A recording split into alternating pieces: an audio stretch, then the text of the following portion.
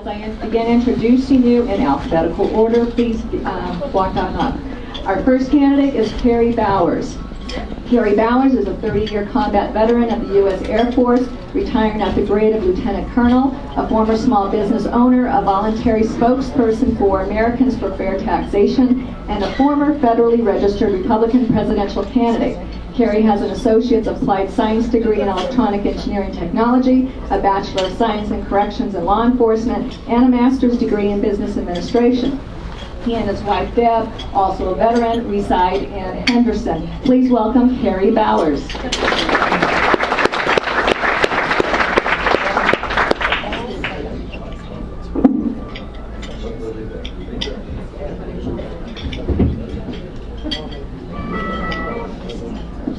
Test one.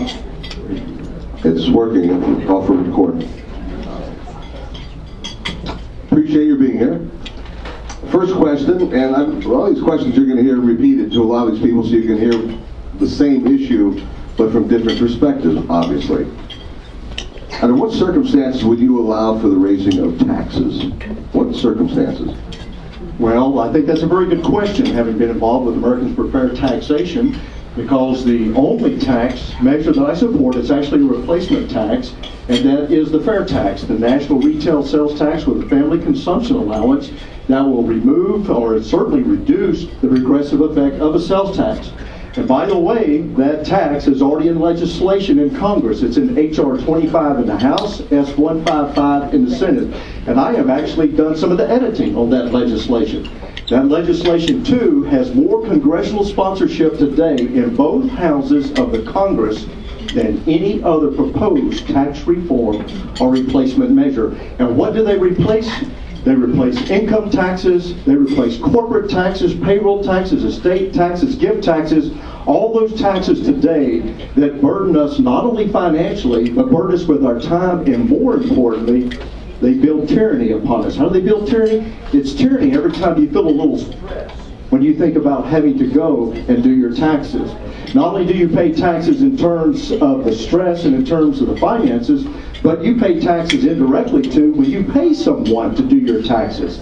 And you pay taxes too when corporations have to get accountants and lawyers and all those things in order to be able to pay corporate taxes. All right. So I will support only the fair tax at this point in time. Would you support any candidate, any Republican candidate for President of the United States? I will support whoever comes out of the convention as the presidential nominee. Okay, what we've done also, we wanted to include you in this, but instead of having people shouting things out, you have submitted questions ahead of time, and Nikki has taken the time to be able to sort those out. So with that in mind, questions of the audience comes from Nikki. Thank you. Carrie, you are relatively new to politics in Nevada. Why choose to start at the congressional level without any experience at the state level? Well, I think it's interesting. The presidential candidate before, it sounds like I break up. I'm not sure what's on here. I was a presidential candidate from September of 2013 to October of 2015. I was inspired back in 2010 to start looking at more than just tax issues in this country. I started looking at immigration, started looking at health care, started looking at Social Security, our budget, where we stand on our debt. And what you're going to find when you go to my website is I have researched each and every one of those.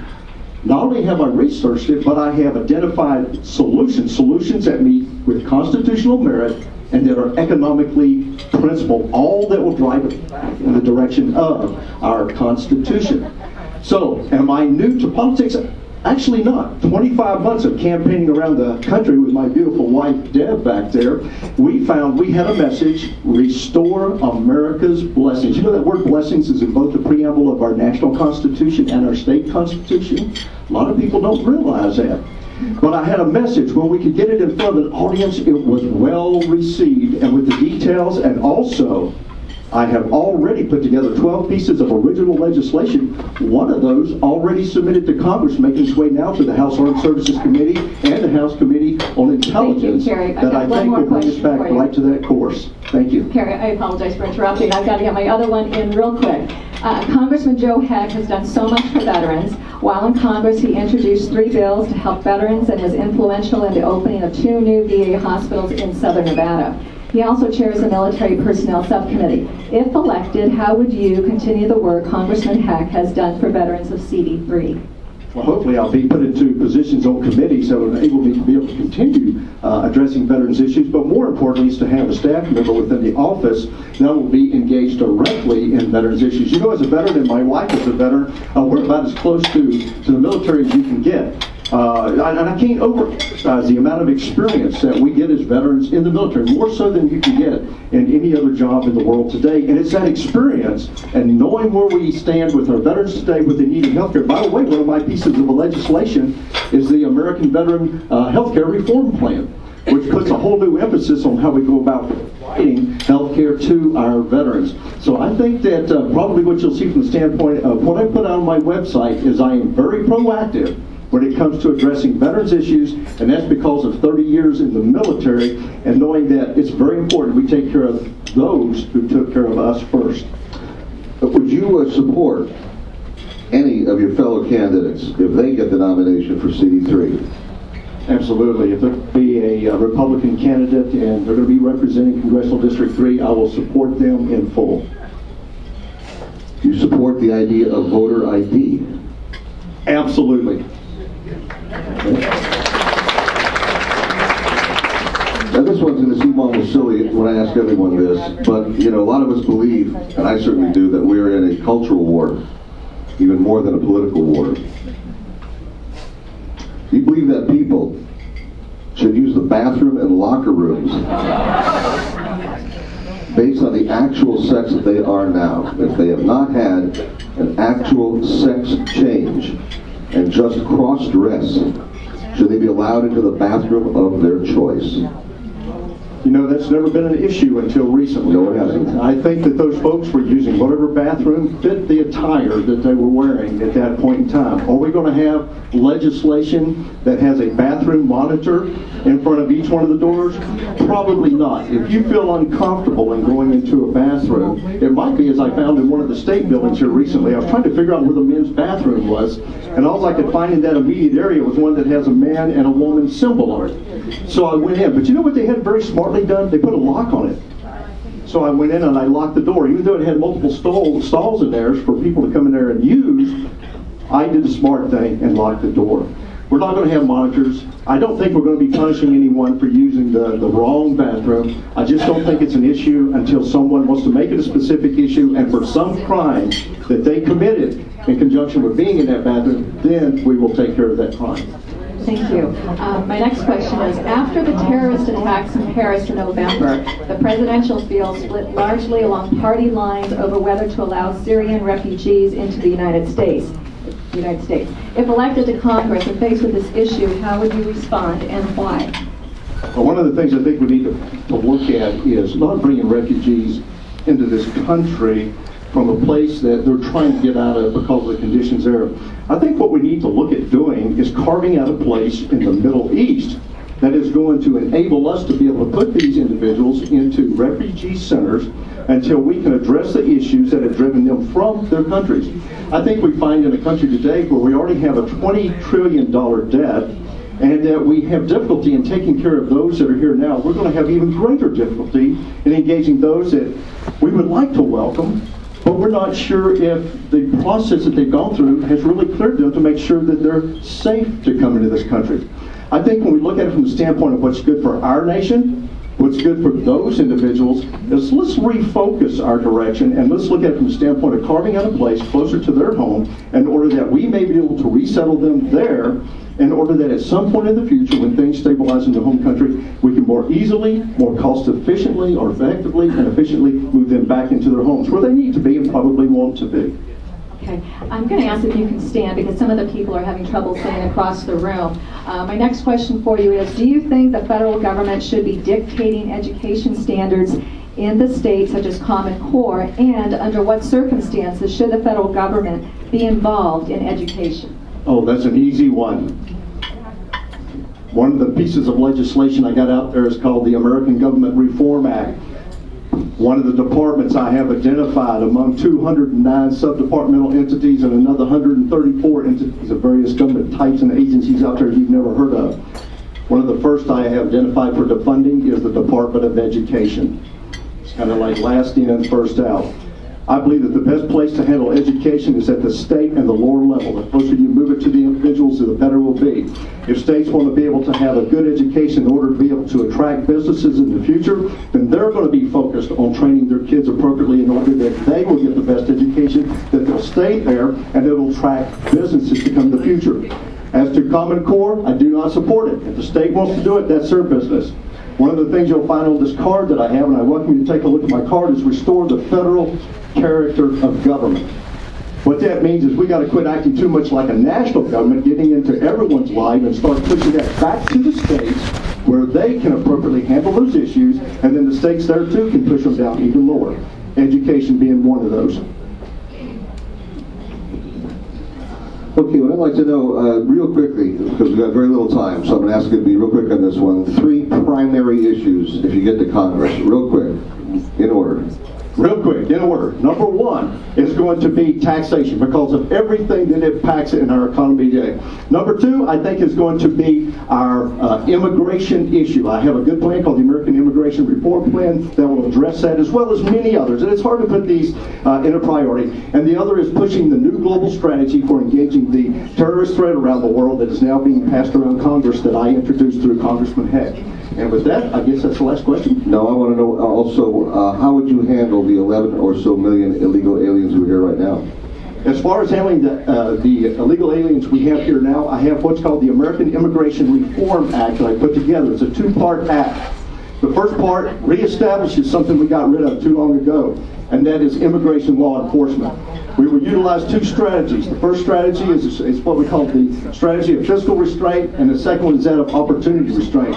Fiscal restraint is when we put up those barriers, whether they be tangible or intangible, in order to be able to monitor who may be trying to cross our borders anywhere around the borders of the United States. Right. The other one is a plan that is an 8-year plan in order to be able to establish citizens. We have time. Thank you very much. Ladies and gentlemen, Kerry Bowers.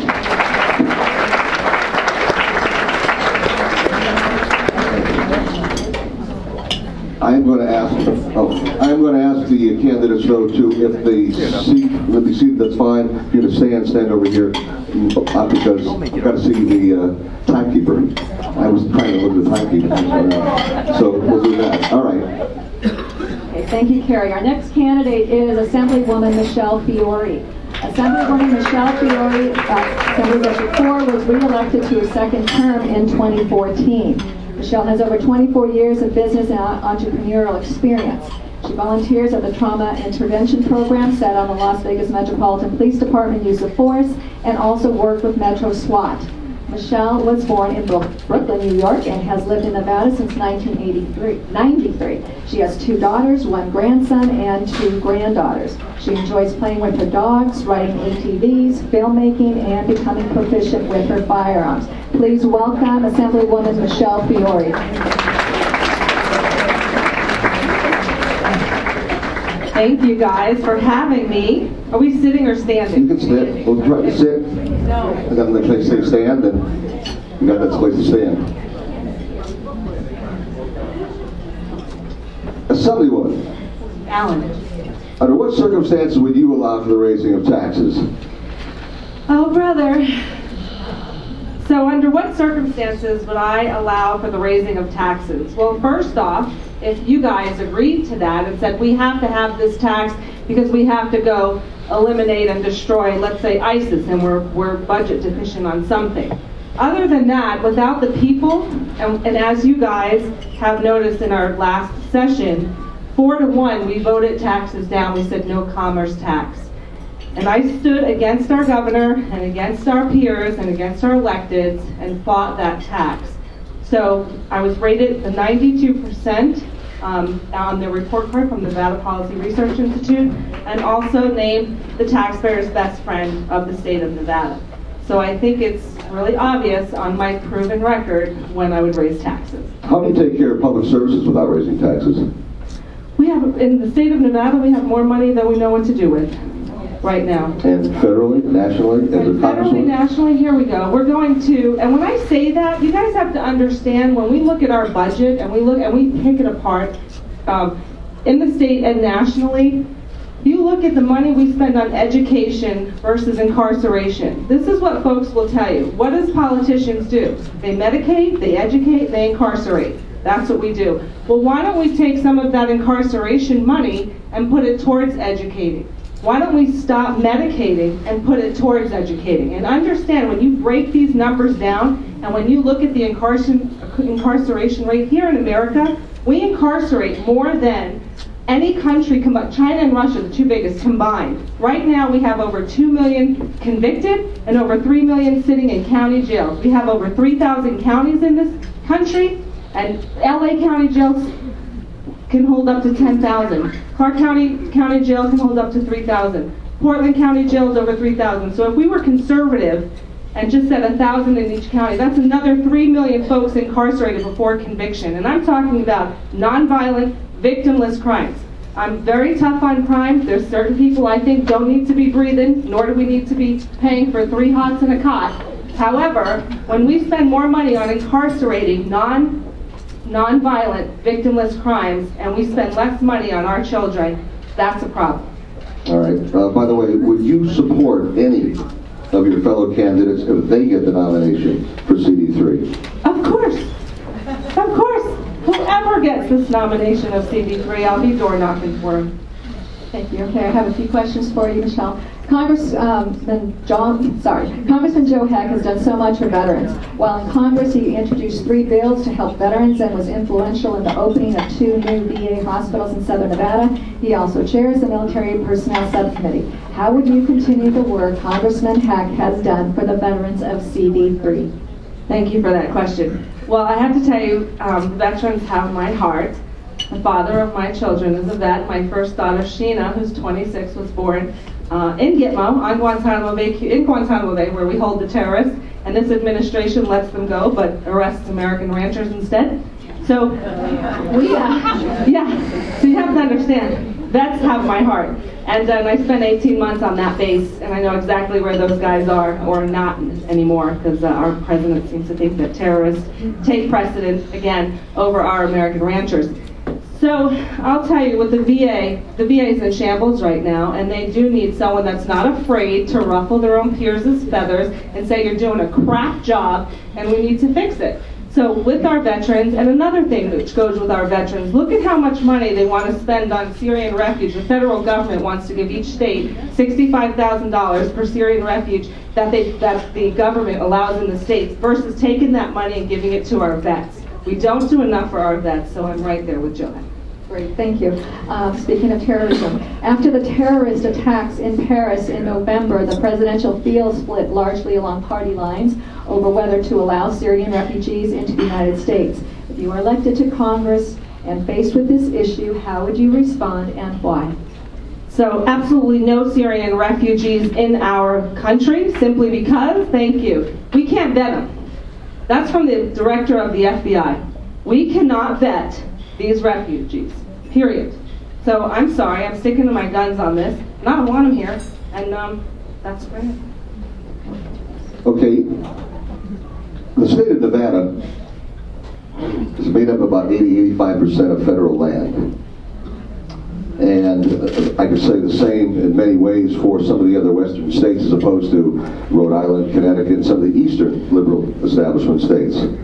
A lot of people I've talked to, and most of the polls that I've seen show that most people would like to see the federal government return a good portion of that land to the state for development as well as for securing its national monuments and whatever as on a state level. A lot of people believe that. There was an incident that occurred a couple of years ago that you were supportive of, where you had the Bundy family drawing guns on BLM. Looking back, do you think that was the wisest move that they made, or should they have made an effort to go through the courts and do it legally? So I'm going to stick to my guns on this one too. I don't care if you're a bad guy, and I don't care if you're a murderer, and I don't care if you're a law enforcement agent. If you point a gun at me, I'm going to point it right back, because my life is just as important as yours, and we will not be governed by gunpoint. And I'm going to tell you something about the Bundy family and those ranchers. He's the last rancher in Clark County. We had 52 at one time. And the BLM, which is nothing more than a agency of terrorism and terrorizes Americans. And a lot of my peers won't say this. They're gonna be sweet and they're gonna be gentle with you. But one thing you can always bank on is truth from my mouth. My vernacular might not be so polished, and I do that on purpose because I'm not your typical politician. I will not stand for you, me, or anyone else to be governed by gunpoint.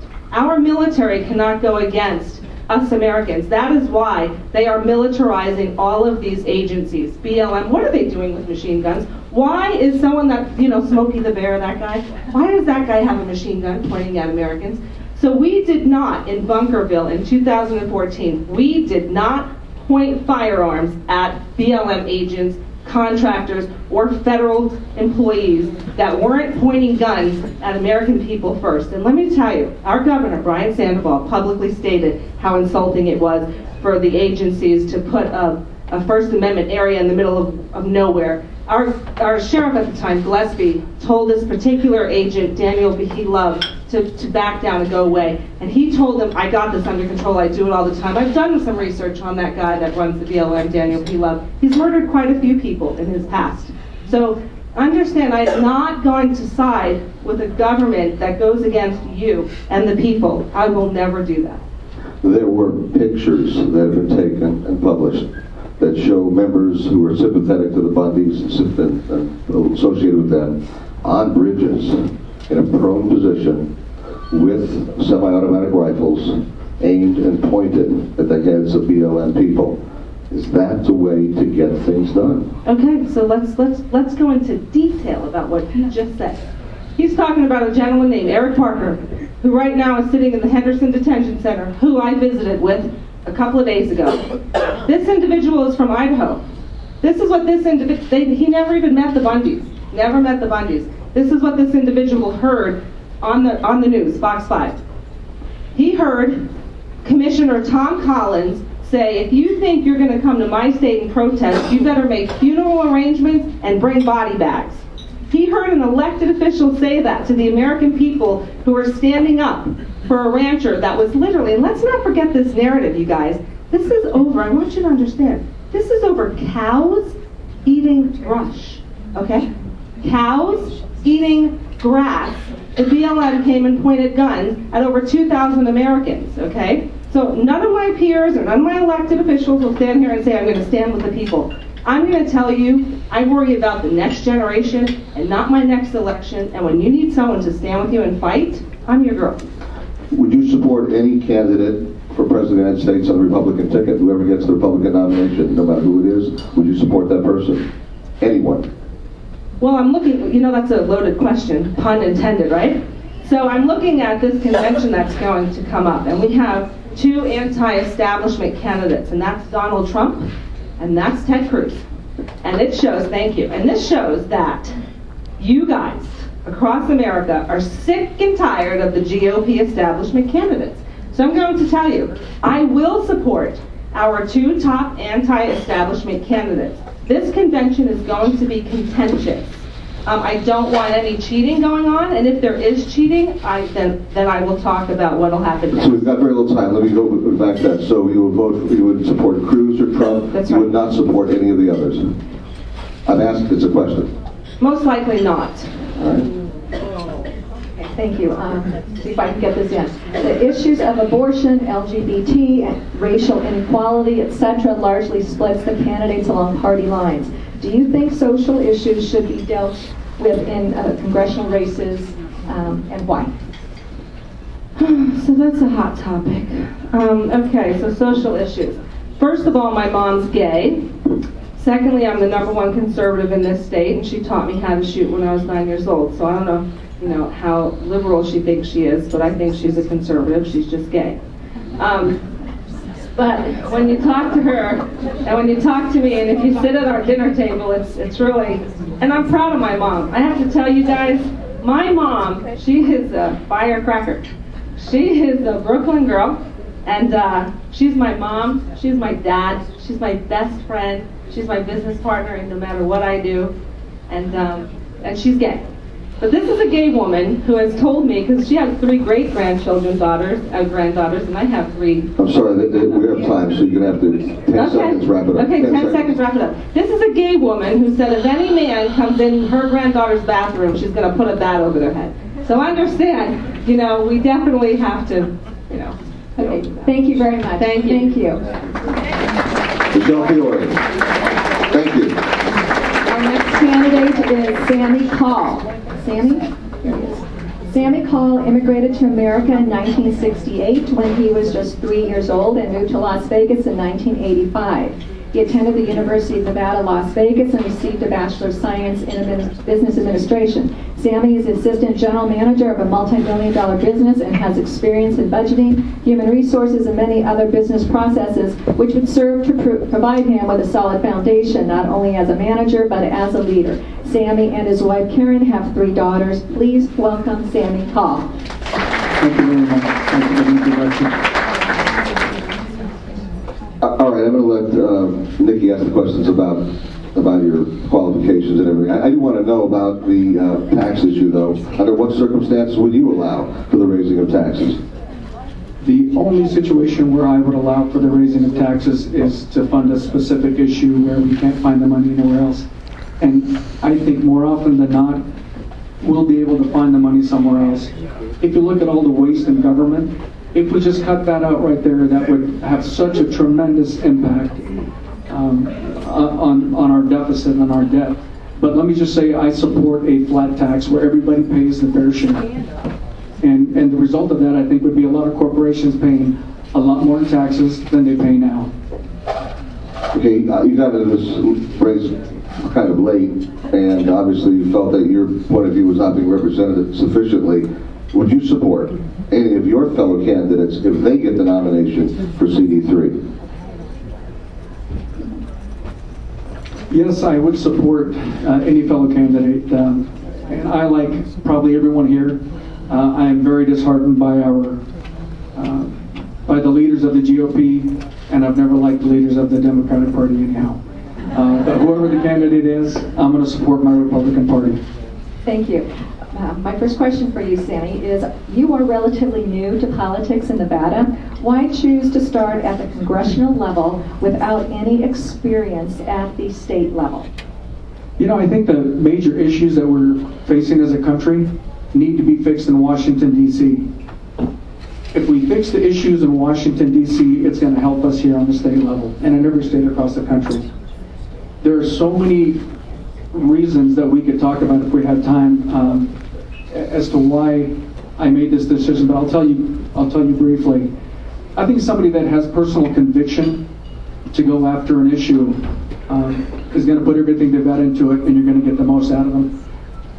Because of our Congress and their lack of effort and their lack of holding this president accountable for anything, that is a large part, that's a large reason as to why I'm running for office. I not only want to hold the president accountable for what he's done, I want to hold Congress accountable for what they haven't done on both sides of the aisle. Thank you. After the terrorist attacks in Paris in November, the presidential field split largely along party lines over whether to allow Syrian refugees into the United States. If you are elected to Congress and faced with this issue, how would you respond and why? Well, I'll tell you, I think that as a citizen of America, as a citizen of the world, if you start something, it's your responsibility to fix it or to finish it. I don't know how many of you know this or realize this, but for the past 5 years, I've been saying that our government, our elected officials, have been supporting terrorism. They've been supporting an illegal proxy war, violated U.S. law, they have violated international law. Because of that, the result is we've got millions of people who had to flee a war zone, and we want to push them back. Now, as an American, I think that's just un-American. I think we need to fix the problem. Has anyone flown in a plane lately? Have you looked out the window and seen all that vast open land that we have across this country? We've got room. Now, as far as the cost, we created the problem. I think we need to fix it. This is an issue that is near and dear to me. I was born in Damascus, Syria. It's the oldest continuously inhabited city in the world. I've got family in Syria. My parents, before they passed away this last year, about 2.5 years ago, had to leave their Christian village, a 1,000-year-old Christian village. They had to leave because the vetted rebels were starting to make incursions into the village. My 92-year-old dad at the time had to leave his home because rebels were coming into the village. So this is near and dear to me, and I think that we need to fix it. We need to fix it on the congressional level. And I plan to do that, and I plan to hold those accountable who have violated the Constitution, who violated the Bill of Rights, and who caused war in other countries, and caused how many American lives, how many lives of other people across the world. It needs to stop, and that's why I decided to. If you get to Congress, if you get there, and having the background you have, having grown up where you did, what kind of advice would you give to any president, Democrat or Republican, about what should be done to fight ISIS and take care of the war in the Middle East? Well, I'll tell you, we've got the most powerful military in the world, right? And yet, Russia, working with the Syrian government, was able to do in 4 months what our military was not allowed to do. Not what they couldn't do, what they were not allowed to do in Syria. My recommendation would be, work with the Syrian government. You've got a few countries over there that are fighting ISIS on the ground. And then you've got other ones that are our allies supporting them. It makes absolutely no sense. It's a very convoluted issue. And by the way, I address this topic on my website, calledfornevada.com. If you go there, I've got about 9 videos that speak specifically about the topic. You explained the conundrum, but what would you do as advice to the president to deal with it? Work with the Syrian government in attacking ISIS. By doing that, right now we're violating international law. So I would tell them, work with the Syrian government so we're not violating international law. I would cut off the funding to any nation that is supporting ISIS. I would start to pull our bases out of any country, like Saudi Arabia, who have been supporting ISIS. When you start that process, cut off their funding, it'll end in months. Will you support any of the Republican candidates for president? Whoever gets the nomination at the Republican convention this July, will you support any one of them for president? I absolutely will. My first choice would be Rand Paul, but he's not in the race anymore. But regardless of the candidate, the Republican Party has my vote. Thank you. Congressman Joe Heck has done so much for veterans. While in Congress, he introduced the 3 bills we mentioned to help veterans and was influential in opening of the 2 new VA hospitals. How would you continue the work Congressman Heck has done for veterans in CD3? Congressman Heck has done a great job helping our veterans. I would have an outreach program to reach out to those veterans who are off the grid. We have about 120 veterans a week committing suicide. We have how many veterans that are homeless. We need to put measures in place to have an outreach program to find those individuals and to get them help. Do you think the federal government should be dictating education standards in the states, such as Common Core, and under what circumstances should the federal government be involved in education? Absolutely not. The federal government should have nothing to do with education on the state level. That should be handled by the state. A state that's focused on building their economy and infrastructure should realize that one of the most important things you can do is to have an outstanding education system. That's going to attract employers. That's going to attract jobs to the state and build the economy. With that in mind, would you be for supporting the effort to abolish the Department of Education and allow the states to keep the money and determine, along with the school districts, how that money should be spent? Absolutely. I don't see any reason why the federal government should be telling us what to do and how to spend our money. It should all be handled on the state level. Voter ID. Do you support voter ID?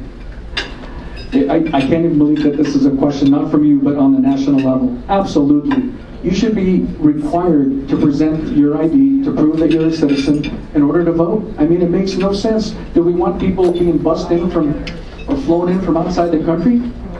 Because that's what's going to happen. We're going to have people right here who are not citizens helping to dictate who's going to represent us in office. Absolutely, I support voter ID. You couldn't believe that question. You're not going to believe the next one, which I've asked before also. And this is the cultural war, my friend. Do you believe that people should use the bathroom and locker rooms based on the actual sex that they are now?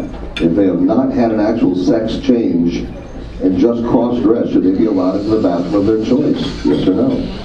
You know, this is another question, just like the previous one, again, not about you, Alan, but it's on the national scene. I cannot even believe that this is a question. You go to the bathroom of your gender. Simple. I mean, but you know, here's the thing. Why don't we know who the people are that are even making this an issue? Why can't we call them and address them and tell them, what, are you stupid?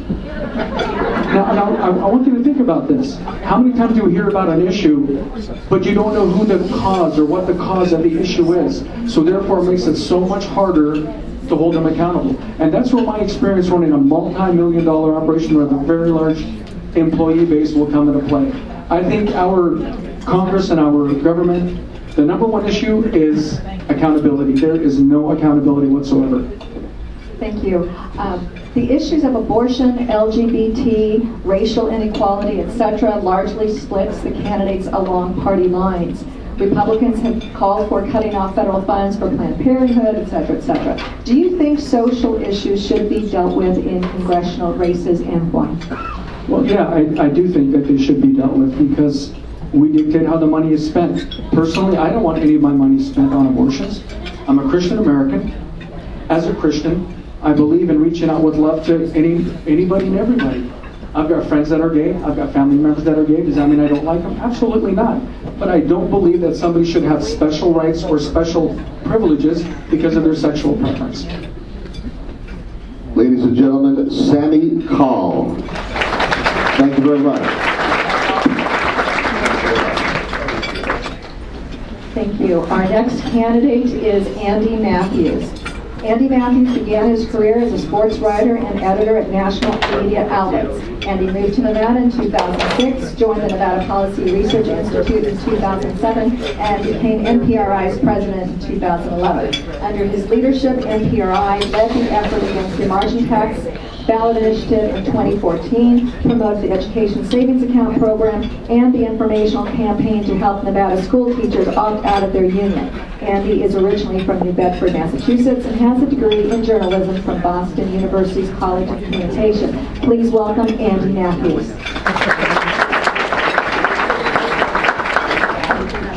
A lot of candidates have very similar ideas, but you are able to see some of the subtle differences between the candidates, and I think that'll continue as well. So with that in mind, Andy, under what circumstances would you allow for the raising of taxes? First of all, I do want to thank you all for being here today. I'll support raising taxes if our taxes ever get too low. I don't expect that to happen anytime soon, but we have a government that at all levels, I believe, is taxing too much. We need to work to bring down taxes. And you don't just have to take my word for it when I say I'm going to fight to do that. You can look at my record at the Nevada Policy Research Institute, where we stood consistently against attempts to increase our tax burden. We led the intellectual effort against the margin tax ballot initiative in 2014. And unlike a lot of politicians who were who were against tax hikes during campaign season when it was politically convenient, and then were singing a different tune when they got into office, we remained consistent in our opposition to tax hikes. I've also introduced a plan to bring down taxes federally. You can go to my website, which is matthewsfornevada.com, and there you can read my detailed plan to bring down tax rates not only on individuals, but on businesses, the job creators in this country, and also to kill the death tax permanently. Would you support any of your fellow candidates if they get the nomination for CD3? I will. Sounds like a simple question, but at the national level we've had some issues, so I think it's important to identify that here. Nick?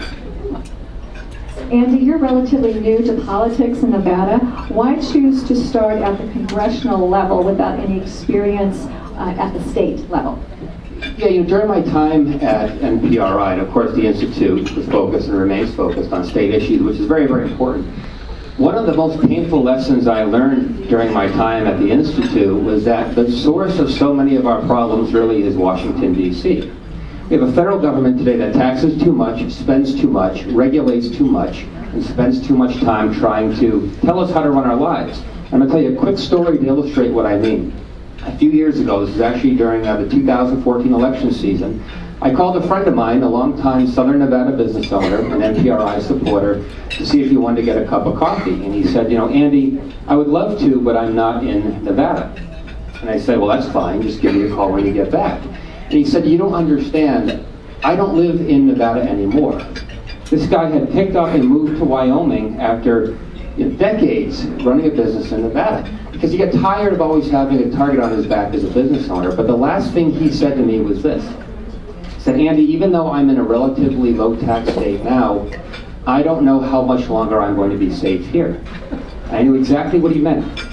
What he understands is that the bigger and more intrusive our federal government becomes, the harder it's going to be to find any place in these United States to be free, to get a job, to run a business, to pursue your idea of happiness, but the federal government being on you every step of the way.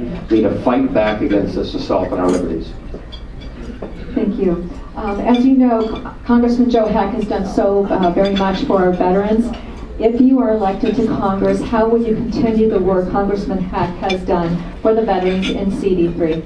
You know, this VA scandal was unconscionable and heartbreaking. You know, the fact that the federal government can't take care of those who have taken care of us. I mean it really breaks the heart, and it is a reason for anger and for frustration. I think what we need to do is two things. We need more accountability for those at the VA who are letting our veterans down, and that's not going to happen without new leadership in the White House. The other thing I think we need to do is start expanding options to our veterans in terms of where they get their care. And I know that there are some efforts underway to move that forward. Dr. Heck has been instrumental in that. I applaud him for that. I look forward to supporting him in that effort. If you can't get the quality care you need and deserve within the current system, we need to empower you to seek care elsewhere, and I'll fight to do that in Washington.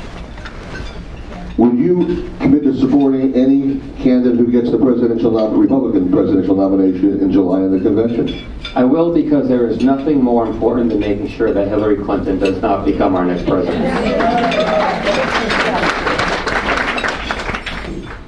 Should I ask if Hillary Clinton will be indicted? No, we'll get to that now. We'll do that. Going back to a question I've asked others. Do you believe that people should be using the bathroom and locker rooms based on the actual sex that they are now? Yes, I do. That's my opinion. I think the next thing... That brought something down. Hope it wasn't something I said.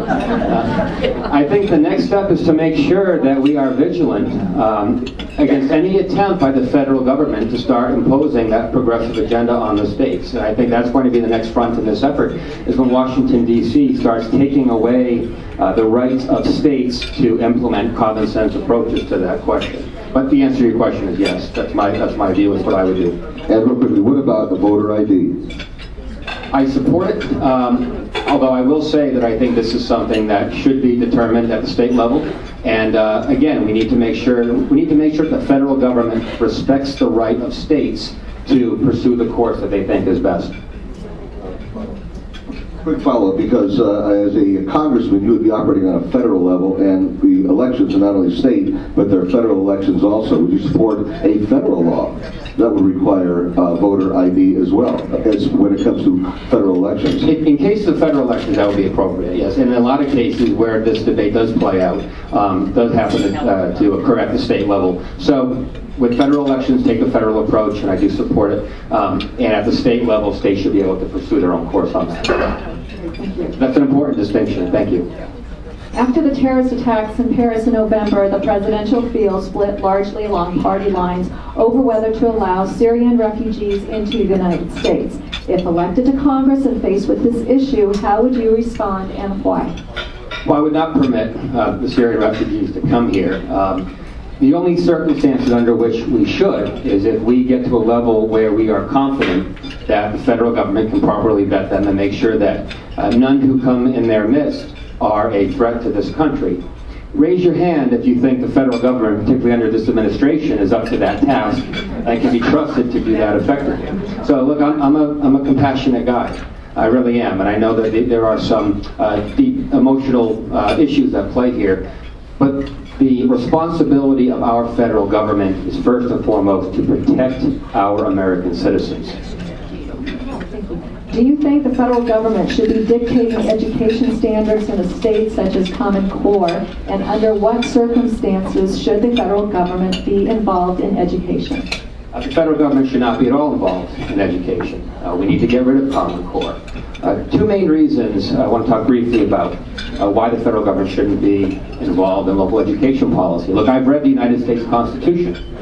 I can't find anywhere in that document where it says the federal government has a right to be involved in local education policy. And secondly, from a practical matter, when it comes to who is best positioned to make decisions that will determine local education policy, I trust parents, I trust local school boards, local education officials to make those decisions a lot more than I trust nameless, faceless, unaccountable bureaucrats sitting behind us in Washington, D.C. Education policy has historically in this country have been a local issue, and we need to return to those days. Based on that, I can assume that you would be for dumping the Department of Education. Yeah, and it's a great place to start. There are a few other cabinet level departments I would look at eliminating as well. You said you're a compassionate person. How would you advise a president, regardless of who the president is, how to deal with the 11, 12 million illegal aliens who are here right now? There's a few principles, and I don't want to run over my time allotment. There are a few things we need to make. Yes, a few things we need to make clear we're going to do in terms of the illegal immigration process. First of all, we have to secure the border, and that's through a combination of increased fencing and building a wall where appropriate, more border security personnel, and increased surveillance. We need to reject amnesty for those who have come here illegally. We need to, I think Congress should pass a law that says if you came to this country in violation of our immigration laws, and under no circumstances are you ever allowed to apply for U.S. citizenship. We need to strengthen our E-Verify laws. We need to crack down on sanctuary cities and cut off federal funding to those cities who undermine our federal immigration laws. And one other thing we need to do is we need to roll back the massive and growing welfare state, which attracts a lot of people who want to come here and abuse the system. Not everyone who comes to this country legally or illegally does so for the purpose of getting a handout. But when the federal government sends a signal that says if you make it here illegally, then we're going to put you on the dole, you're providing a powerful incentive for a lot of people to come here the wrong way. So those were the first few steps we need to do, that we need to take in order to seriously address this problem. Okay. Income disparity has been a hot topic in this election cycle, especially among Democrats. Is this a legitimate issue, and how would you address income disparity? Well, what we want to do is make sure that we are providing a framework, a system where all people can get ahead and all people can enjoy prosperity.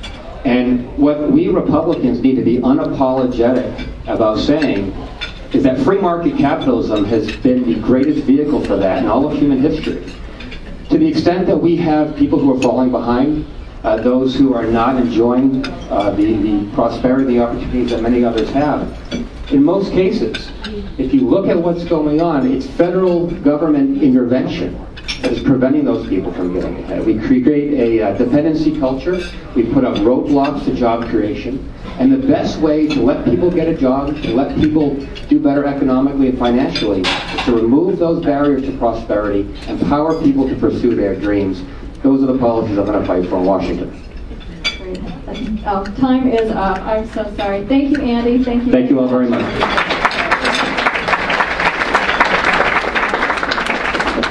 Our next candidate is Senator Michael Roberson.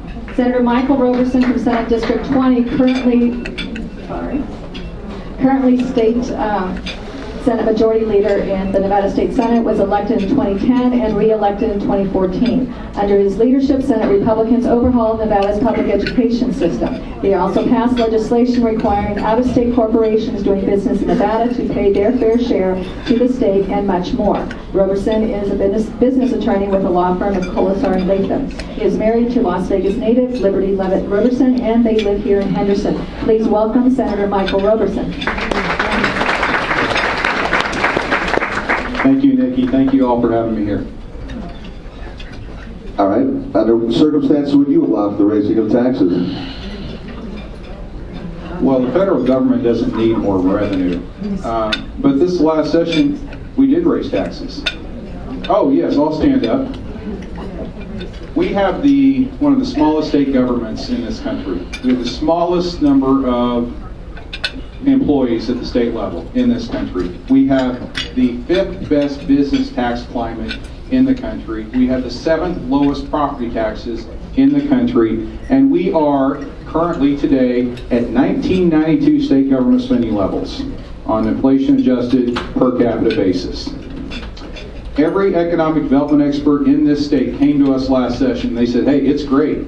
You're a low-tax state. In fact, big businesses from out of state pay nothing. But until you improve one of the worst education systems in this country, you're not going to get businesses to move here. In fact, fully 35% of all businesses who looked at coming to Nevada ultimately said, we will not come to Nevada until you improve your skilled workforce and improve your education system. So, under those circumstances, we raise taxes on the top 1% of businesses. The average net effective rate on those businesses for income over $4 million a year, less than 0.2%. And if you're an in-state company with payroll, you get a 50% credit against your payroll tax. So now it's a less than 0.1%. So I want people to understand what we're talking about. 1% of businesses in this state, many of whom are out-of-state businesses who are paying nothing, although they paid in every other state, they will pay for every $1 million in revenue above $4 million, they'll pay less than $1,000. So under those circumstances, yes, I think it was the right thing to do. I supported our governor. I think he exhibited great leadership. Obviously, it's not politically popular with everyone. But we paired that increased revenue for education with historic education reforms. The Wall Street Journal said it was the most historic package of education reforms of any state in the history of this country. So I think under those circumstances, it was appropriate to do what we did. But I do not believe the federal government needs any more money. Would you... Okay, 1 second. Small businesses we're not taking don't questions pay from the the audience tax. here. No, we're not taking questions from the audience. That's what Nikki is here for. Would you support any of your fellow candidates if they get the nomination for CD3? I will. Okay.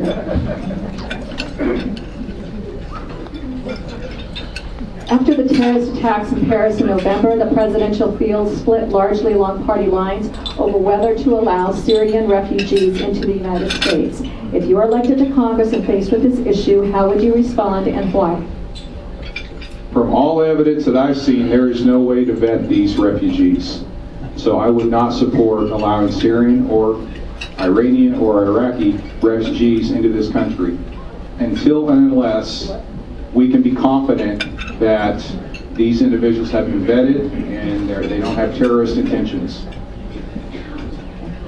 As we talked about earlier, so much work that Congressman Joe Hack has done for veterans here. How would you continue the work Congressman Hack has done for the veterans in CD3? Well, I appreciate that. General Hack has done a great deal for veterans since he's been in Congress, and so has Senator Heller. Senator Heller has worked very hard to investigate the problems, frankly, the travesties with the VA. And I would want to continue that work. This last session, we passed 10 different pieces of legislation supporting veterans, including funding a new veterans home, improving the veterans cemetery, giving tax benefits to veterans and veteran-owned companies, getting better preferences to veteran-owned companies. In fact, George Price is here today. I just spent the weekend with him in Washington as a volunteer guardian for Honor Flight, a group of 28 World War II veterans who for the first time were able to go to Washington, see the monuments. And I was very proud to do that. I will be very pro-veteran, and I will be a friend of the veterans in Washington. Would you support any of the Republican candidates for president, whoever gets the nomination in July, whoever does? I do intend to support the Republican nominee. I hope as a party we nominate someone who can actually win in November. That's very important. So you would support any of the nominees? I do intend to support the Republican nominee. Talk to me about voter ID. You support voter ID? I do. In 2011, I actually sponsored a voter ID bill. And last session, the Assembly worked on a few versions of the voter ID bill. I supported the version that would have created a poll book. So if you come into a voting center and you don't have identification, they take your picture. and they have your picture on file. You would be a provisional voter until you can show that yes, that is in fact you. But I think that would be the best way to undercut the concerns that some have that you are going to disenfranchise senior or poor voters who may not have an identification. Unfortunately, the votes weren't there to get it out of the assembly. It was a very simple matter because actually the DMV said that if you are a poor person, or cannot afford an ID, and because we know that there are laws against poll taxes, that in fact we will give you an ID. So no one would be disenfranchised based upon what the intent was by the DMV, and yet you as the head of the Senate didn't help push that through, the voter ID at all. Well, Alan, I know you weren't there. I was. The bill never got over to the Senate. There weren't the votes in the Assembly to get it out of the Assembly. But again, I've sponsored legislation for voter ID. Let me ask you something else. I know you think this is personal. It is.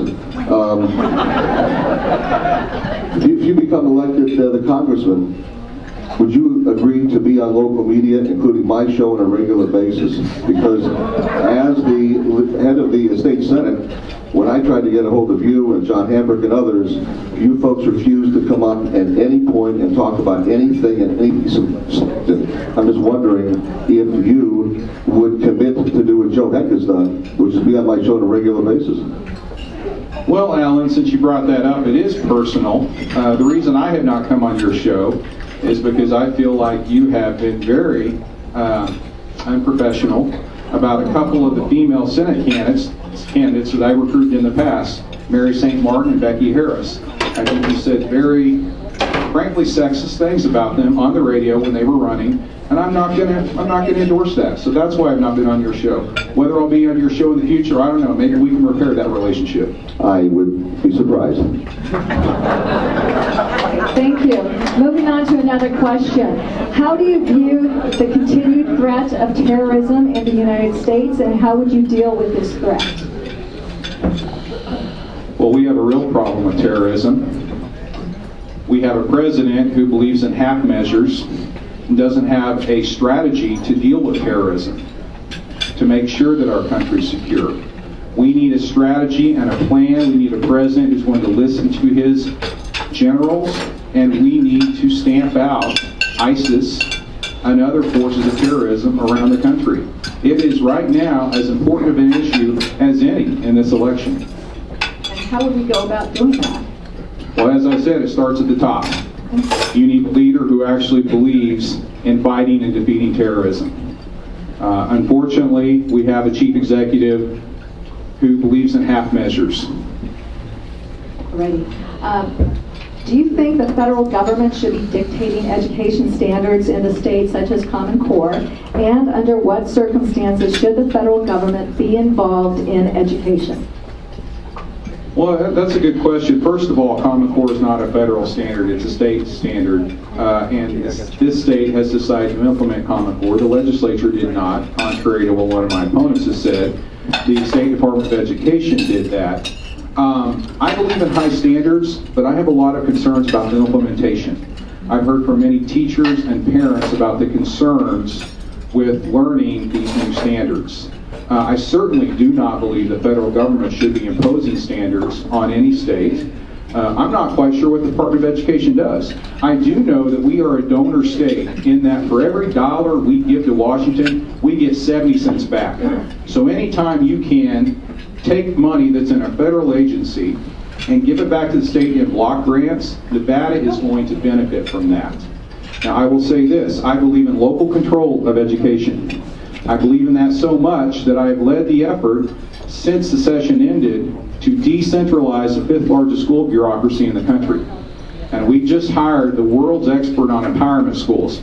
Every single school in this county is going to be a full empowerment school. What that means is the Clark County School District is going to be dramatically pared down. There's going to be a meaningful reduction in workforce at the central administration level. Every single school is going to determine its own budgeting, its own hiring, its own curriculum. I think it is going to be a sea change, and with all the education reforms we passed last session, I think in the long term, even more than school choice, which I'm a big supporter of, and I'm so happy we passed school choice. Hopefully the courts will uphold the legislation we passed. But I think more than anything, you will find that this decentralization of the 5th largest school district in the country will be the most profound education reform long-term that this state has ever seen. All right, Deanne, I just want to be clear about two things. One is I never disparaged Miss St. Martin ever once. As a matter of fact, I was supportive of her and appeared at fundraisers for her, so you're mistaken on that one, number one. Number two, yes, what I did say about Becky Harris was true. Becky Harris promised to be on the show several times, and in fact, she lied, and I called her a liar, and I'm standing by that. Ladies and gentlemen, State Senator Michael Roberson.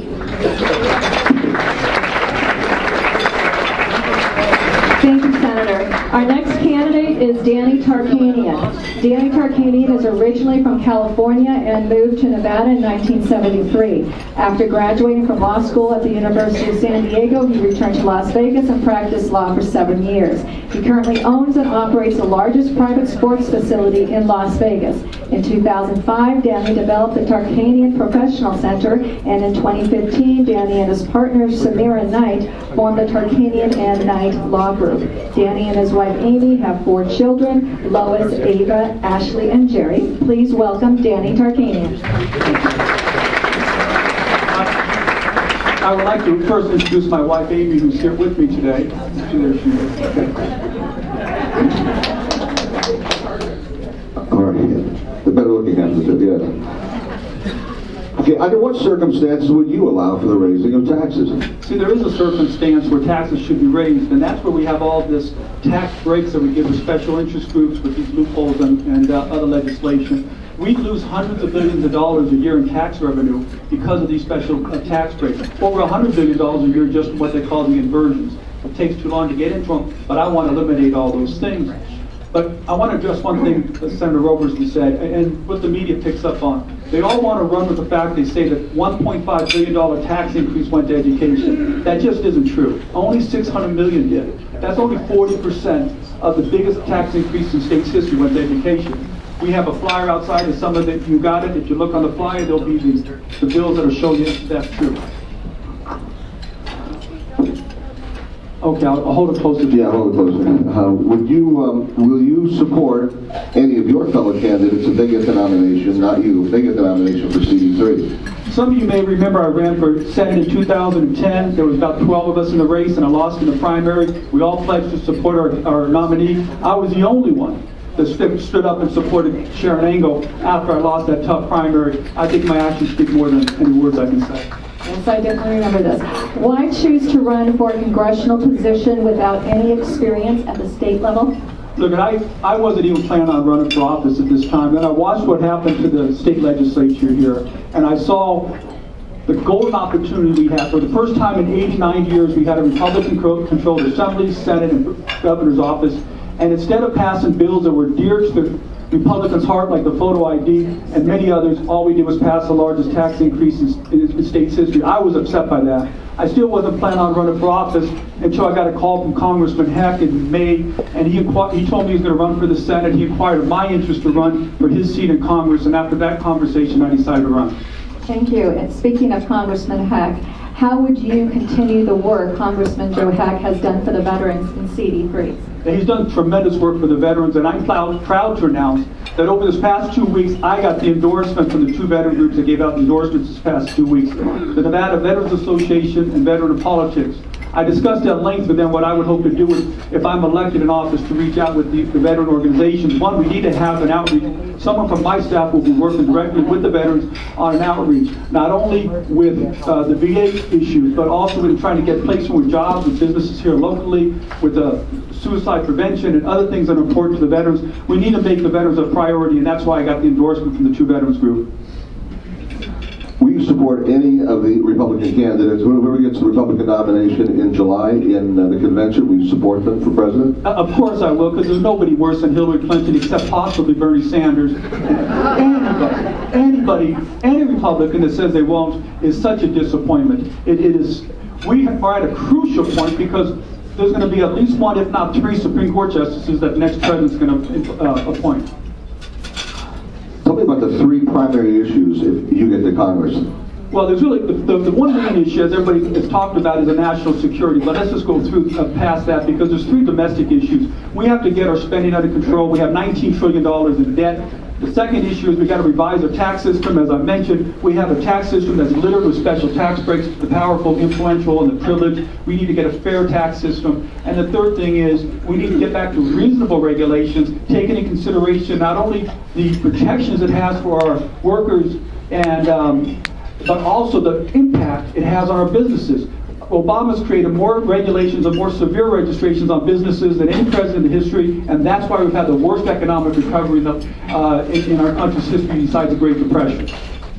Real quick, I just want to know how you also would address the issue of the 11 or 12 million illegal aliens who are here right now. It is a long answer, but the only way you could address the issues of the illegal immigrants is if you resolve all of the issues that are out there. The wall is a good start, but it's only part of it. 40% of the people that come in our country illegally and stay, or I should say are in the country illegally, are people who came in legally and overstayed their visas. We should be able to track those people with our technology. We need to eliminate the sanctuary cities and take away the federal funding, as Andy just said. We need to eliminate the incentives of why people are coming here illegally. You know, if we're going to be a country that we're not going to protect the borders, we're going to say, come in our country and get free health care, welfare, jobs. Why don't you think people are going to come in the country illegally? You got to eliminate all these things, and then you can start talking about how to handle the 11 million that are here. After the terrorist attacks in Paris in November, the presidential field split largely along party lines over whether to allow Syrian refugees into the United States. If elected to Congress and faced with this issue, how would you respond and why? I'm probably the only candidate here that has an experience of this type. My grandmother came to America after the Armenian genocide in 1915 without the welcoming hands of America, which she would have never been here, and I wouldn't be here today. But if you're elected to represent your country as an elected official, the primary purpose of your job is to protect your country. And if we can't vet 100% these immigrants coming in, we can't allow them in, even though it would break my heart because of the experience I've had. Thank you. The issues of abortion, LGBT, racial inequality, etc. largely splits the candidates along party lines. Do you think social issues should be dealt with in congressional races, and why? I don't think the social issues should be have any impact on what's going on now. Look at what we're facing. We have a country that's ready to fall off the cliff if we're not already nosediving out there. We talked about many of the issues, the three I talked about, national security and so many others. Let's get to what is really hurting our country, the seriousness of it. We have laws dealing with abortion. I am certainly pro-life, I've always been. But we have laws. We've got to concentrate on what's killing our country right now, and that's where my focus would be. You know, and I get that. As a follow-up to that, you know, I'm going to use the bathroom question with you too, the locker room question, because you know, what we look at right now is that we bring the issues back to our home and to our family, to our children, our daughters, and that's why I get a lot of calls from people who are very concerned about the idea that we have gone through this kind of a change. People have said they'll accept gay marriage or whatever, but when it comes to, you know, guys walking into a girl's locker room or bathroom, they're upset about it. Look, it's not the federal issue that's happened. It's already happened here in the state of Nevada. Our legislature and our leaders, they passed the anti-bullying statute, which included a bill requiring young students, kids going to public school education, to share bathrooms based upon their identity of what they feel they are that day. Just what we're talking about right here. We have that law here. We have that law. To me, when this was first being proposed, I thought they were joking. I said, no way, no one's going to allow that. We have gone so far to protect certain groups and not defend them that we lose focus of what you're doing in the possible harm of the vast majority of people when you pass these type of bills. That bathroom bill was wrong, flat out wrong. A lot of people agree. Voter ID, obviously.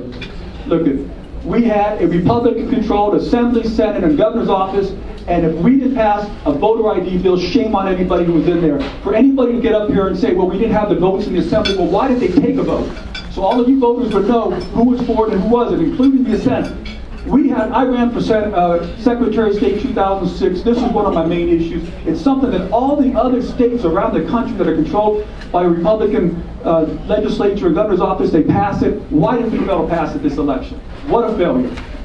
Do you think the federal government should be dictating education standards in a state such as Common Core, and under what circumstances should the federal government be involved in education? Yeah, no, I don't believe in Common Core, and contrary to what my opponent who said earlier, look at the State Department of Education made a recommendation to implement Common Core, but it couldn't take effect unless this legislature voted on it and passed it. It's a shame that our legislature would vote on and passed it. There's nothing wrong with my ad that says Michael Roberson did that. He's being disingenuous when he says otherwise. Honoring Ronald Reagan. I'm responding to his statement when he spoke. Anyway. And getting back to what the federal government should be doing, we can't just say we're going to close down the Department of Education and put the money back in the federal government. We have, every state relies upon the federal government money to fund their education system. It would cripple our state's budget if we did. We need to give the states block grants for the education money that is now being doled out by the federal government. So we do need that. Thank you. Income disparity has long been a hot topic, certainly in this election cycle, especially among Democrats. Is this a legitimate issue, and how would you address it? Look, the income disparity happens mostly where Democrats and the liberals are controlling the legislatures and the governor's office and everything. They think you can solve income disparity by laws and regulations. We are the greatest economic force in the history of mankind because of our free market principles. When you restrict those free market principles, you're going to create the income inequality. Unleash the entrepreneurial spirit of this country, and you'll see the income inequality get back to normal. Thank you. I think we've just run out of time. Thank you so much, Danny. Appreciate it. Thank you. Our final candidate today is Dr. Annette Tajero. Annette Tajero is a longtime Nevada resident and graduate of Bishop Gorman High School. She attended the University of Nevada, Las Vegas, and then the University of Nevada School of Medicine to become a physician. Annette attended specialty training in anesthesiology at the University of Washington, Seattle. She later returned to Las Vegas to open a private practice and become involved within the community. Since 1996, Annette has been actively involved in numerous organizations throughout the Valley. Annette is married and has 3 children. Please welcome Dr. Annette Tajero. Wow. I'm going to sit down for just a minute because I want to be fair and I want to be nonpartisan. When I was interviewing with John Ralston, I gave him a gift. I want to give you the same gift because although we've had a little bit of a rough time, I want to make sure that I can have your support, Alan. So well, please be my fan. Please be my fan. Thank you very much. I appreciate it. One of my fans. No, terrible. It's really important for us premenopausal and postmenopausal women to have a fan too. All right, appreciate you being here. Thank you, Alan. But first, I wanted to thank all of my fellow Southern Hills Republican women for making this forum possible. Thank you, ladies, for working so hard to do this. I also want to thank the media for being here, because that creates the transparency that we need. I'd like to say hello to Riley, who I saw earlier, for being here, Megan, and Ben Botkin. He must be sitting in here somewhere. So thank you for being here. Okay, and by the way, we had the people listed in alphabetical order, so there was no, issue about anything else, just alphabetical. Well, you saved the best for last, right, Alan? Yeah. I like your fan, by the way. Thank you. Under what circumstances would you allow for the raising of taxes? Wow. Actually, that's not a difficult question to answer, because I believe that our federal government has more than enough of our money in it to be able to fund just about anything. And unless the people of the United States, we the people, decide that there's some kind of obscure tax that we want to add on something, you betcha I'm going to vote against raising taxes. We have the money, we just need to stop the waste, the fraud, and the abuse, and the paying off of all of our cronies. Would you commit to support any of your fellow candidates if they get the nomination for CD3? That, my dear, is a loaded question. Yes. I'll explain to you why. Because there is a candidate in this race that already has a 450-page note about all the promises that he made and he didn't keep. That is not a Republican candidate. So therefore, I could not support that candidate. There is someone in this race that the Daily Cause has already mentioned that the Democrats are just waiting to have him on the ballot to run against, because if he does make it to the ballot, they know that he will lose, just like he lost in 2012, and 2010, and 2006, and 2004. We all know. I didn't mention any names. Everybody in this room knows who I'm talking about. So the answer is you will not pledge to support any of the other nominees if they get the nomination? No. The answer is I cannot support someone who says that we should shoot people in the head and point guns at our peace officers. These are important things to us, ladies and gentlemen, because it's not just whether they wear the Republican label. It has to do with what it is they're going to do in Congress. And we, ladies and gentlemen, are Republicans second, Americans first, and we do have to support a nominee in this position that will do the right thing for America. Okay, let me just be very, very clear for the media and everyone else. When I asked you if you would support any of the other candidates, if they get the nomination for CD3, you said no. You would not necessarily support some of the others. I just want to be clear. I want to be clear too. I would support a real Republican that can win in this race. Thank you. Why do you choose to run for a congressional position without any experience at the state level? Actually, Nikki, that is an inaccurate statement. Elected office, please. Elected office. There you go. That makes a big difference, ladies and gentlemen, because I do have experience. I actually have been interfacing with the state legislature for a very long time. My first visit to Carson City was back in 1988 when I was a medical student. But beyond that, when I came back into this community to serve as a physician, over 15 years, I have read, helped amend, advised, and testified on legislation that had to do with healthcare policy. Some of the people that are in this room understand just how much interface I have had. I have interviewed candidates. I have done everything in my power as a private citizen to make sure that we have the best piece of legislation without being elected. But when you see that these people are not doing what it is that we need them to do, when you vote in majorities that don't do what it is that you elected them for, then I have to run, because my children's future, everybody in this room's future, depends on having someone that you can count on when the going gets Here's tough. my next question for you. Congressman Dr. Joe Hack has done so much for veterans, as you've heard so far, and how would you continue the work Congressman Joe Hack has done for the veterans in CD3?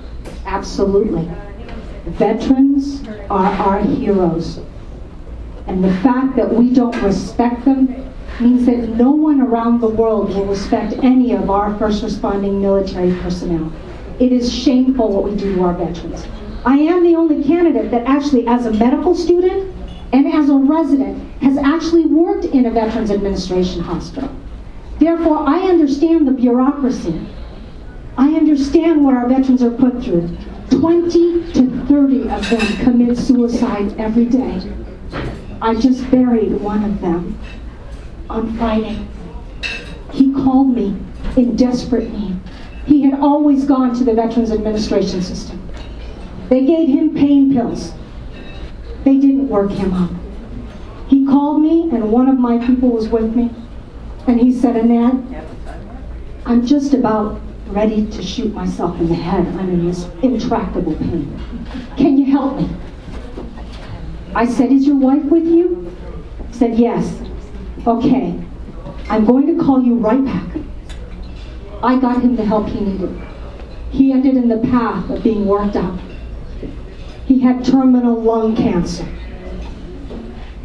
This cannot continue, ladies and gentlemen, and you need someone there that has actually worked in the system and knows how to make it accountable, because the men and women that serve in our uniform deserve better than this.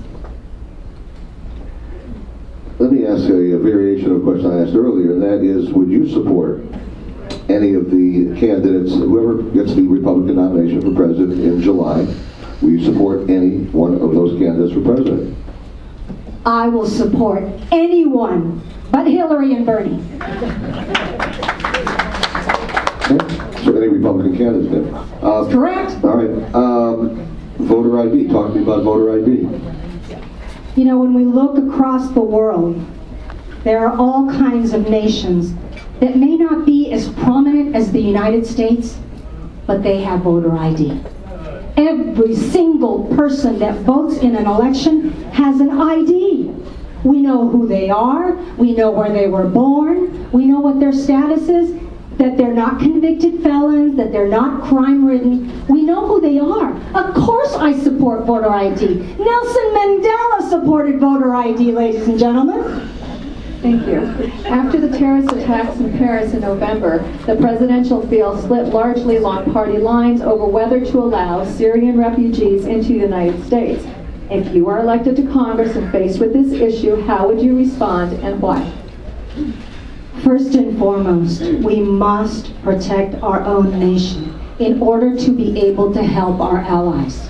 Therefore, it is absolutely imperative that we help the people that are victims of this horrible massacre. However, helping them is much more cost-effective, culturally acceptable, religiously acceptable to help them where they are. And there are countries, there are allies with us that are willing to house Syrian refugees so they don't have to travel 3,000 and 4,000 miles across the Atlantic to even make it back to their homeland. It is absolutely ridiculous to try and bring all of these people here at a huge expense, extracting them from their culture, from their family. And the other thing that needs to happen is each and every one of those young men that are fleeing right now, they need to fight for their country. We cannot allow our men and women in uniform to fight the civil wars across the world. Thank you. Do you think the federal government should be dictating education standards in the states, and under what circumstances should the federal government be involved in education? For those of you that do not know, my children are homeschooled. I believe the government actually should step the heck away from this on the federal side. The federal government has no business dictating to states, counties, cities, school boards what it is that our children should learn, because one size fits all serves no one. So the federal government should not be involved in dictating our curriculum. Our parents, our teachers, and I'm not talking about administrators, I'm talking about our teachers. Our teachers need the resources that they need inside of the classroom. They don't need people dictating to them what it is that they need to do for our unique children. Time is up. Ladies and gentlemen, Dr. Annette Tijero. Thank you, thank you.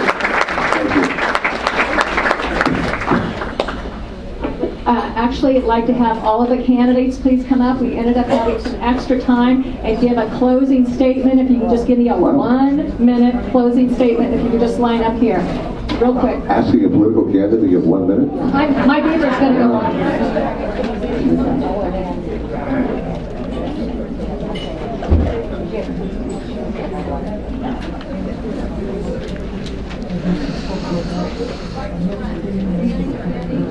Yeah, come on in front of me. Just block me. Sorry.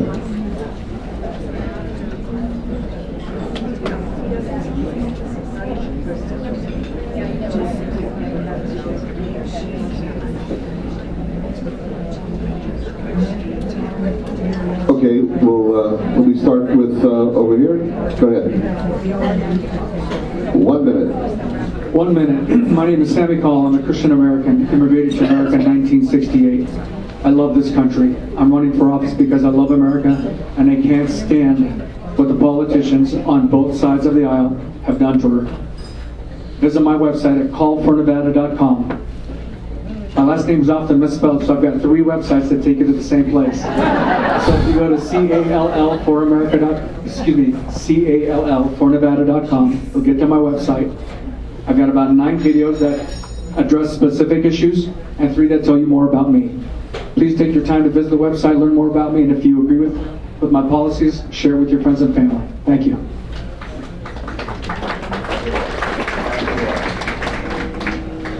Thank you. And just give him a little plug. He doesn't know how to shoot a handgun. Anyway, So I'm Michelle Fiore, and I don't think I've had enough time with you guys today, but I'm asking for your vote. So I would like for you guys to come meet me here in the Anthem area on May 10th. At 19 Contra Costa Place in Henderson. We're having a pasta dinner. I do that a lot. Instead of a lot of fundraisers, I do free meet and greets, and we do pasta, cannolis, and wine because I'm Italian. So May 10th, put that down. I have Cassidy and Chance over there who are on my team. You guys have my card and my email to get in touch with me, and I would like to spend the evening with you from 5:30 to 7:30 on May 10th here in your neighborhood to have some pasta and wine and cannolis. Hi, this is Danny Sarkeen, and I want to thank all of you for coming out here today and listening to us. I really believe this race is arguably the most important race in the whole state of Nevada. I believe it's going to determine the direction the Republican Party is going to go in. We can go down one path, or we can go down another path, and you guys in this district are going to be able to make that choice. I think as you see the race coming towards the end, it's going to tighten up. It's going to be a very close race. Your votes are going to matter. I hope that you consider voting for me. If you would like to go to my website at tarkforcongress.com, you can see some more. If you want to call me personally or talk to me, I'm around, and you can reach me. Thank you again for coming out here. We really appreciate you taking the time and effort and interest to listen to us. First, I want to thank Lynn and Nikki and Alan for hosting us today. Thank you all for being here. I want to thank all of my opponents as well for participating. I just want to leave you with this. Vote for a proven conservative you can trust. When I was at MPRI, we fought tirelessly, consistently for free market principles and to advance our conservative values. I've done it here in Nevada. You can count on me to do it in Washington as well. Thanks so much. Well, thank you again for the opportunity to be able to come out here and spend some time with you. Let me leave you with one thing. A responsible government is a reflection of the electorate. An irresponsible government is also a reflection of the electorate. Let's keep that in mind. I am the one candidate with the most experience by virtue of my military background, and when you go to my website, unquestionably the most prepared, already with legislation submitted and more to go forward that will do the process that I have put on those cards. I want you to go and pick up over there. It says, Restore America's Blessings. Thank you, and Kerry Bowers, please vote for me between the 28th of May and the 14th of June. Hello, ladies and gentlemen. Again, I want to thank the Southern Hills Republican Women for having this. I want to thank the media for being here. I want to thank all of you that submitted questions. I know that we may not have answered all of them, but I look forward to you guys speaking with me. And yes, we do have events. Our events are posted on Facebook, Annette Tejero, and I'm going to give you a little secret because I used to do this for the nurses. You spell my name E-I-E-I-O. So that is T-E-I-J-E-I-R-O. It's not a conventional name. It reflects the fact that my father was Cuban, my mother's Puerto Rican, and I am the most diverse candidate on many levels. I am a woman candidate, a doctor, and I'm also a first-generation American. Believe me, no one in this room understands what it's like to lose everything like my father's family did. We sacrificed everything. This is America, the land of opportunity. We must keep it that way. And in order to do that, I need each and every one of you to vote for me in this primary, because we have a tough election coming in the general. And if we don't, then we shall lose. So AnnetteForCongress.com. Thank you. I'm Michael Roberson. Thank you all for being here. This is democracy, and this is great, and I appreciate all my opponents who are here today. I will humbly say that I'm the most accomplished conservative in this race, and it's not even close. You all know me. I've served this area of town for the last 6 years, and from day one, I've been a leader. I've sponsored and passed the most historic collective bargaining reform in the history of this state. I sponsored and passed the most historic entitlement reform in the history of this state. I sponsored and passed the most significant Second Amendment legislation last session at the legislature. I sponsored and passed 6 different court reform bills last session. I'm a leader. I've led from day one. We need a leader in Washington. I will be that leader for you, and I will get things done for you in Washington. please go to my website, votemichaelroberson.com. I just want to say I'm grateful to have the support of Governor Brian Sandoval, Senator Dean Heller, and as of today, the U.S. Chamber of Commerce, the voice of business in this country. Thank you. Ladies and gentlemen, let's have a hand for all of these candidates, all of them together.